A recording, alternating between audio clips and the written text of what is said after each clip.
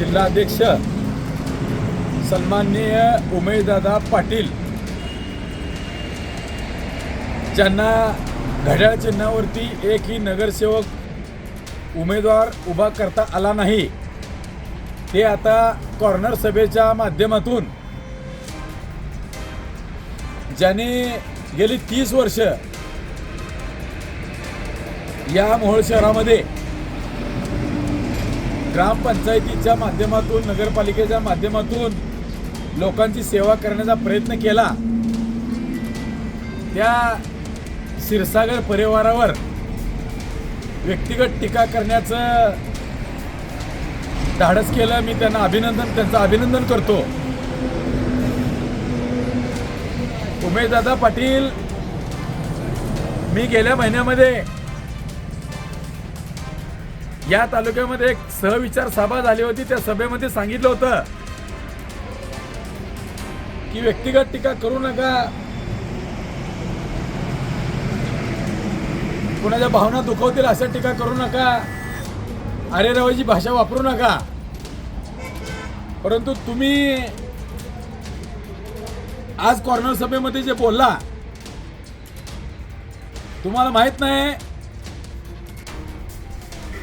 या क्षीरसागर परिवाराचं या तालुक्यासाठी असलेलं योगदान. तुम्ही पुण्यामध्ये राहत होता,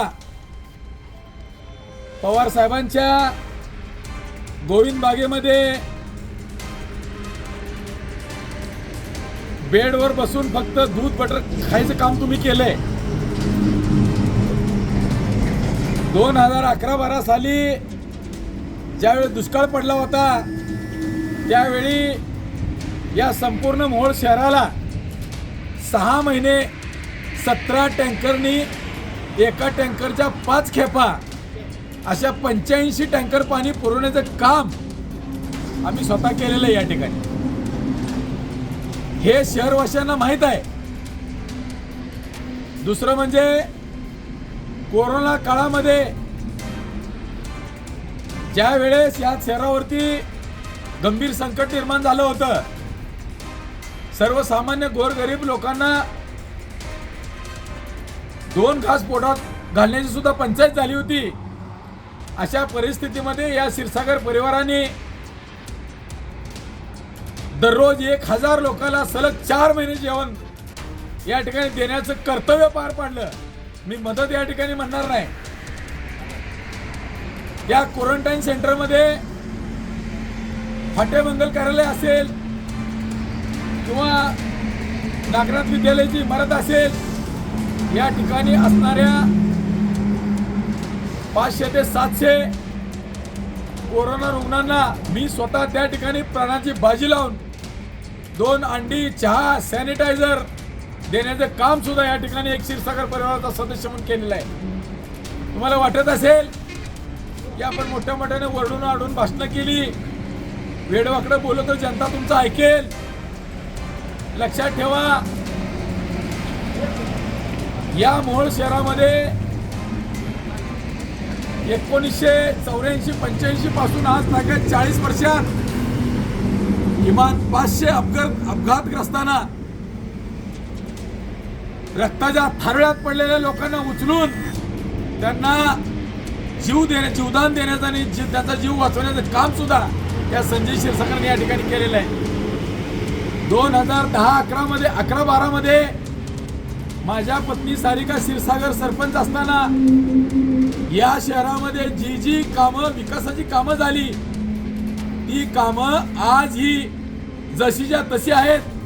तुम्ही अण्णाभाऊ साठे नगरमध्ये जावा, सारिका क्षीरसागर यांच्या कार्यकाळात झालेले सर्व रस्ते तसेच आहेत. बुद्धनगरमध्ये जावा, रस्ते तसेच आहेत. नागनाथ मंदिर परिसरामध्ये जावा, तांबडी माती परिसरामध्ये जावा, त्या चौमुखी मारुतीच्या वेशीच्या परिसरामध्ये जावा किंवा खरग तीर्थाकडे जावा. जी कामं 13 वर्षापूर्वी झालेली आहेत, ती कामं जशीच्या तशी आहेत. आणि तुम्ही ज्यांची चमचगिरी करत आहात ना, प्रथम नगराध्यक्ष म्हणाले रमेशजी बारसकर, त्यांनी केलेली विकास कामं जाऊन तपासा, त्या ठिकाणी जावा, तिथले फोटो काढा आणि मोहोळ शहरातल्या जनतेला दाखवा. आणि म्हणून तुम्हाला जिल्हाध्यक्ष म्हणून काम करत असताना तुमच्या ज्या पक्षाच्या चिन्हावर एक उमेदवार उभा करता आला नाही, परंतु तुम्हाला आता स्वतःचा चेहरा या तालुक्यात दाखवायला जागा नाही, म्हणून तुम्ही ज्या बारसकरांची हुजरेगिरी आणि चमचेगिरी करताना त्यांनी केलेल्या विकास कामापाशी जावा आणि तुम्ही त्या ठिकाणी कॉर्नर सभा घ्या आणि त्यांना दाखवा ही कामं बारसकरांनी केलेली आहेत, त्या कामाचा दर्जा बघा आणि मग या क्षीरसागर परिवार टीका करा. उमेश दादा, तुम्ही अजूनही तुमची कापडे सांभाळा.